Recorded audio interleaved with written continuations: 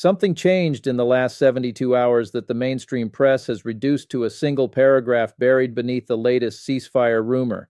And I need you to understand what that paragraph is actually describing, because it is not a tactical footnote, it is a structural rupture in the financial and operational architecture that has kept Russia's Black Sea Fleet alive, resupplied, and politically credible for 3 years of this war. One terminal, one facility on the eastern edge of the Black Sea coastline that processes, stores, and routes the refined petroleum products that fund, fuel, and sustain the most symbolically important naval force Russia still controls. That terminal is now burning, and the number I want you to hold in your mind before I say anything else is this. Approximately 31% of the Black Sea Fleet's operational fuel budget runs through infrastructure directly connected to what Ukraine just hit.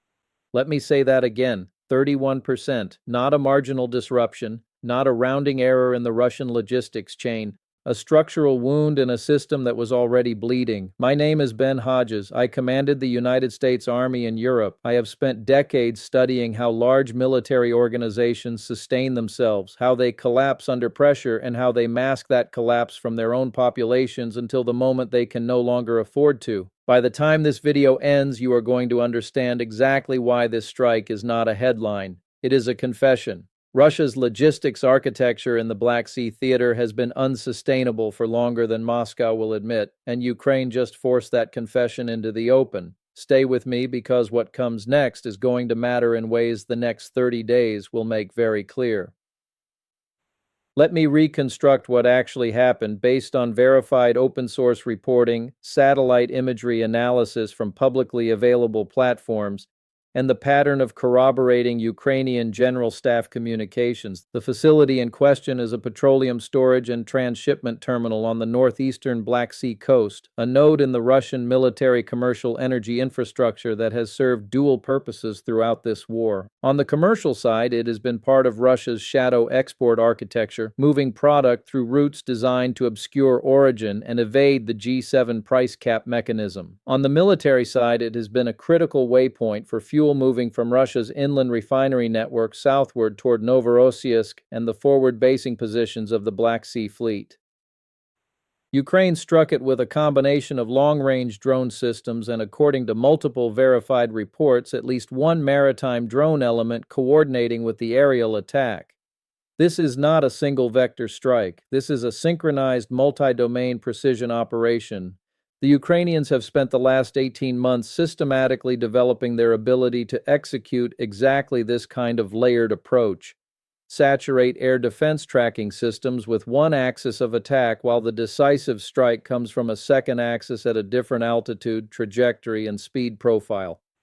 The damage assessment, based on thermal satellite imagery cross-referenced with Ukrainian drone footage and independent fire size estimation, indicates that at minimum 2 large-capacity storage tanks were fully destroyed and a third sustained significant structural damage. Associated pipeline infrastructure and loading equipment at the terminal's marine transfer point were additionally damaged in the secondary explosions that followed the initial strikes. Time of the primary attack. Overnight, during a window when Russian defensive systems have historically shown reduced operator attentiveness, a pattern Ukraine has learned to exploit with remarkable discipline.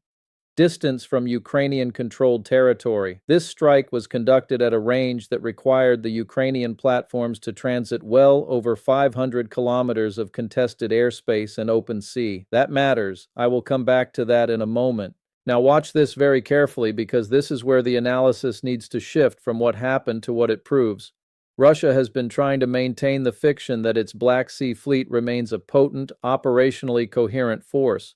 The narrative coming out of Moscow has been that despite losing the Moskva, despite the successful strikes on Sevastopol, despite the dramatic degradation of fleet freedom of movement in the western Black Sea, the fleet as an institution retains strategic relevance. It can still threaten amphibious operations. It can still conduct cruise missile launches against Ukrainian cities. It can still project power.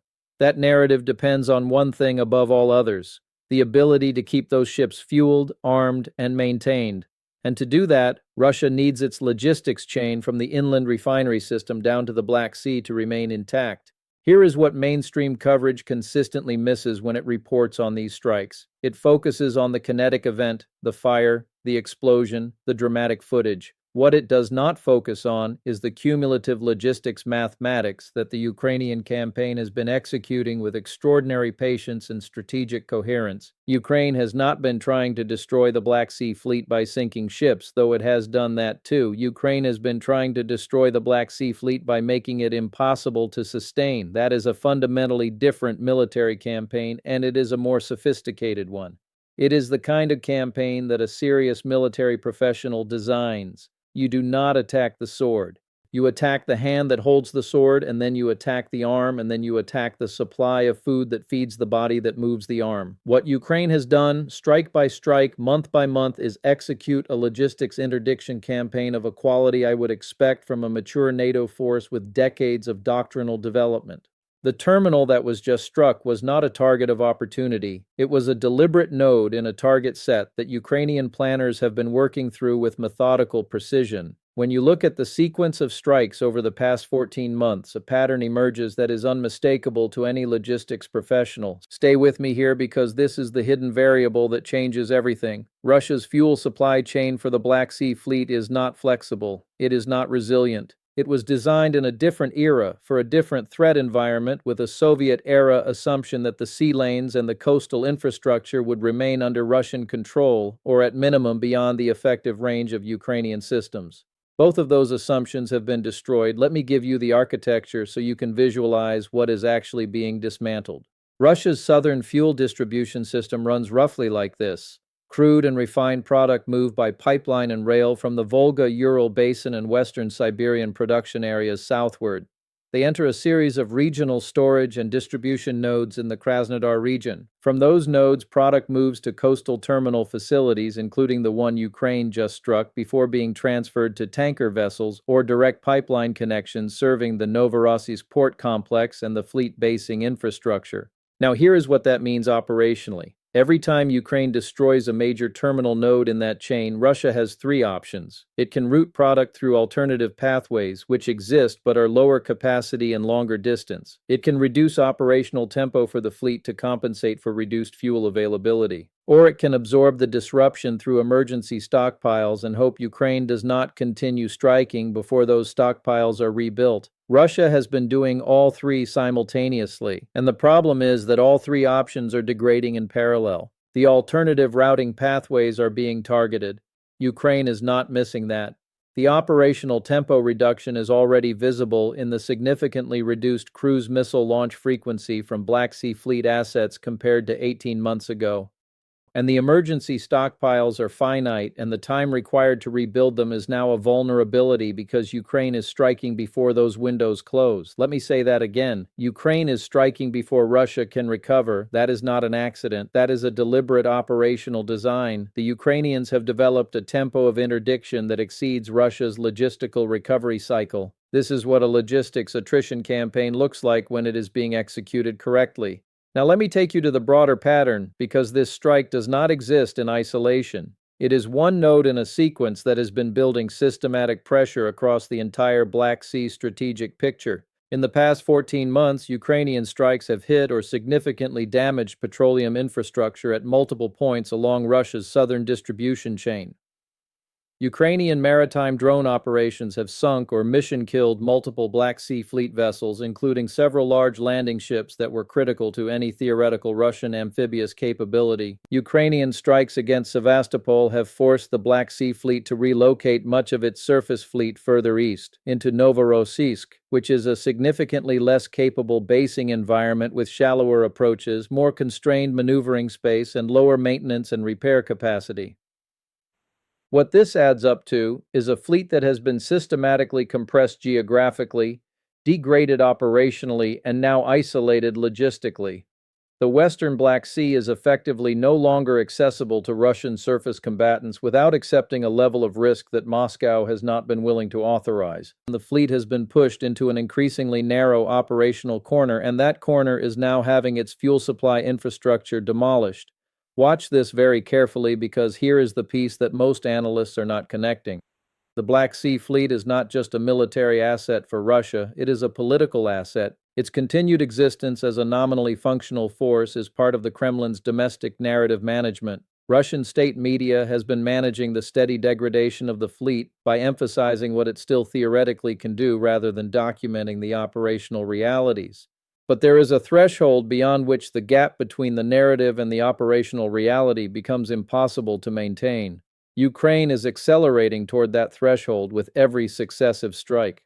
When a fleet cannot be reliably fueled, it cannot maintain its at-sea operational schedule. When it cannot maintain its at-sea operational schedule, it cannot conduct the launches and patrols that justify its existence in the domestic propaganda narrative.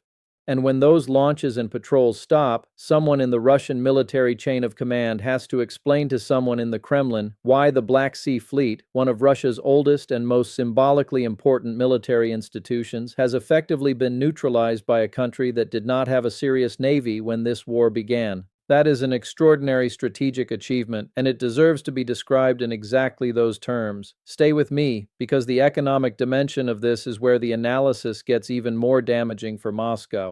The terminal Ukraine just struck was not purely military infrastructure. It sat at the intersection of military fuel logistics and commercial petroleum export operations. Russia has been running a sophisticated shadow export system through Black Sea coastal infrastructure to move petroleum product in ways designed to circumvent Western price cap enforcement. Tankers operating under third flag registrations, obscured ownership structures, and AIS signal manipulation have been loading product at facilities like the one Ukraine just struck and moving it to buyers in Asia, the Middle East, and Africa at prices that technically breach the G7 price cap but have been difficult to enforce because of the intermediary structures involved. The revenue from those exports is not a trivial number. Analysts working from publicly available tanker tracking data and customs databases have estimated that the shadow fleet operation moving through Black Sea terminals was generating somewhere in the range of $4 to $6 billion annually in revenue that flows through various intermediary structures back into the Russian federal budget and by extension into the military procurement and operational sustainment system. When Ukraine destroys terminal infrastructure used by that shadow network, it is not just attacking a military logistics node. It is attacking a revenue-generating node.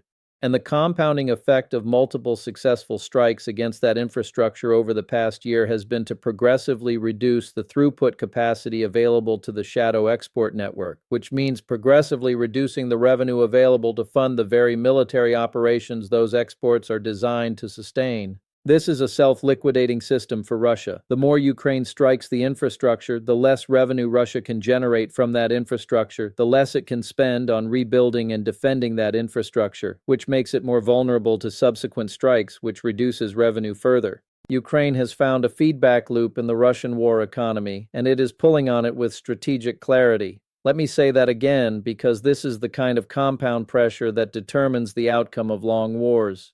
Ukraine has found a feedback loop in the Russian war economy.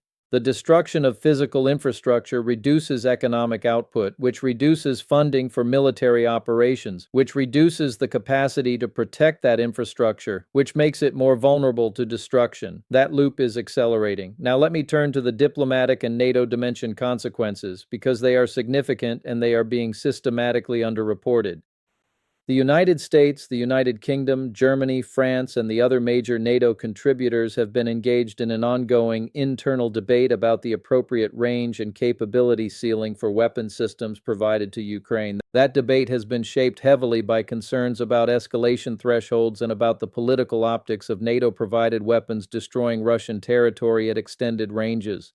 What Ukraine has just done by striking this terminal at ranges exceeding 500 kilometers from Ukrainian-controlled territory is demonstrate operationally that the question of range is increasingly beside the point. Ukraine has developed indigenous long-range strike capability primarily through its drone program that allows it to reach targets throughout the Black Sea theater and into Russian strategic depth without being dependent on NATO systems for every long-range strike. That has a direct implication for the NATO internal debate, or so.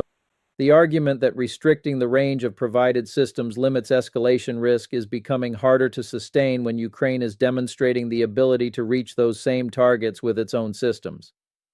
If the escalation threshold was going to be breached, it was going to be breached regardless of what the alliance decided about ATACMS or Storm Shadow targeting parameters. What that means practically is that the primary argument for restraint in weapons provision is losing its operational logic. The countries inside the alliance that have been advocating for more aggressive support, Poland, the Baltic states, the United Kingdom, several Nordic countries, are going to use exactly this strike as evidence that Ukraine's operational maturity and indigenous capability justify expanded weapons transfers, not restricted ones.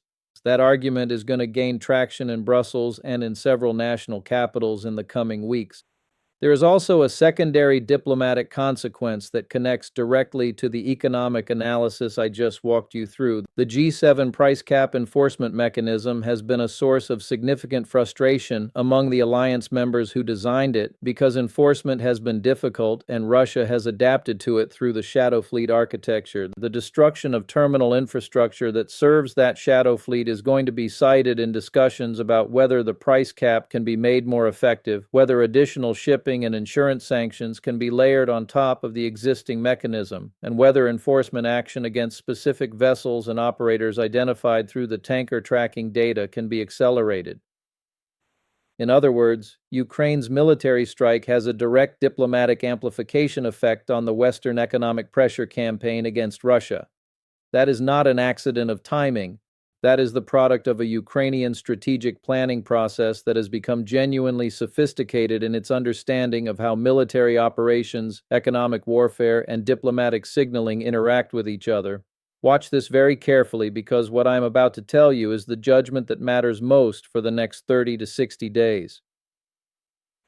Russia is now facing a compound systems crisis in the Black Sea theater. It has a fleet that has been geographically compressed into a smaller and less capable operating environment. It has a logistics chain that is being progressively dismantled by a sustained and patient interdiction campaign. It has a fuel supply infrastructure that has just sustained another significant node loss. It has a revenue-generating shadow export network that is losing throughput capacity. And it has a domestic political narrative about the fleet's continued power that is increasingly disconnected from operational reality.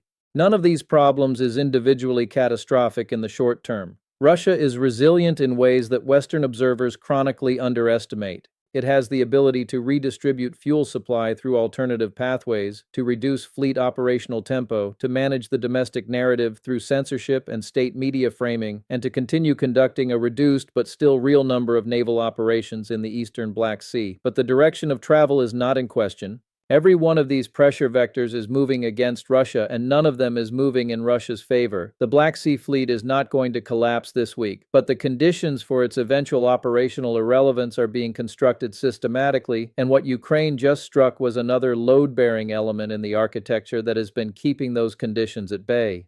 Let me give you the specific watch points for the next 30 days, because this is where strategic analysis pays off for the viewer who stays current. First, watch for the Russian response to this strike in terms of fleet operational behavior. If the cruise missile launch frequency from Black Sea Fleet assets decreases in the next 2 to 4 weeks relative to the previous comparable period, that is evidence of fuel availability constraints beginning to affect operational planning. That would be a measurable, verifiable indicator that the logistics interdiction campaign is achieving exactly the operational effect Ukraine is seeking. Second, watch the Shadow Fleet tanker tracking data. Several independent maritime intelligence organizations publish this on open-source platforms. If the number of tanker loadings from Black Sea commercial terminals decreases or if vessels begin diverting to alternative loading points with longer transits and higher costs, that is evidence that the revenue disruption effect is measurable and real. Third, watch for diplomatic signaling from London and Warsaw specifically. Those two capitals have been the most consistent advocates within NATO for expanded support to Ukraine's long-range strike capability. The operational success demonstrated by this strike gives those capitals additional evidence to deploy in internal alliance discussions. If there is movement on weapons transfer discussions in the next 2 to 3 weeks, this strike will be part of the analytical foundation for that movement. Fourth, and this is the one I want you to watch most carefully, watch for Russian infrastructure repair and reconstruction activity in the Black Sea coastal terminal network. Russia will attempt to repair or replace the damaged capacity. The question is whether Ukraine strikes the reconstruction effort before it is complete. If Ukraine demonstrates the ability to sustain interdiction pressure through the reconstruction window, that would be evidence of a genuinely mature and sustained logistics denial campaign rather than a series of individual successful strikes. Here is my strategic verdict. What Ukraine has executed against this terminal is not primarily a strike against a military asset. It is a strike against the economic and logistical foundation that makes Russian military operations in the Black Sea theater financially sustainable. The fuel that funds the fleet comes from the same revenue streams that move through this infrastructure. The ability to sustain the fleet at sea depends on the logistics chain that flows through this terminal. Ukraine has hit both simultaneously, and it has done so at a range and with a multi-domain coordination that demonstrates an operational maturity that Russia's military planners did not believe Ukraine possessed in 2022. The pattern is clear. Ukraine is not trying to win a single decisive engagement. Ukraine is trying to make Russian military power in the Black Sea theater structurally unaffordable, and it is succeeding. Russia is not collapsing today, but the architecture of its Black Sea strategy has been quietly losing its foundation for over a year, and what happened in the last 72 hours removed another pillar. The question is not whether the structure is weakening. The question is which pillar comes next and how much longer Russia can maintain the narrative that the structure is still standing. Stay with this story. Events in the Black Sea theater over the next 30 days are going to matter more than the current ceasefire conversation, and I will be right here to break down what they mean before the mainstream framing has time to get it wrong. If you found this analysis valuable, subscribe. Every upload I do is built around this same commitment, not just what happened, but what it proves about the larger strategic picture. The next development could come within the next 48 hours, and when it does, you will want to already understand the architecture it is hitting.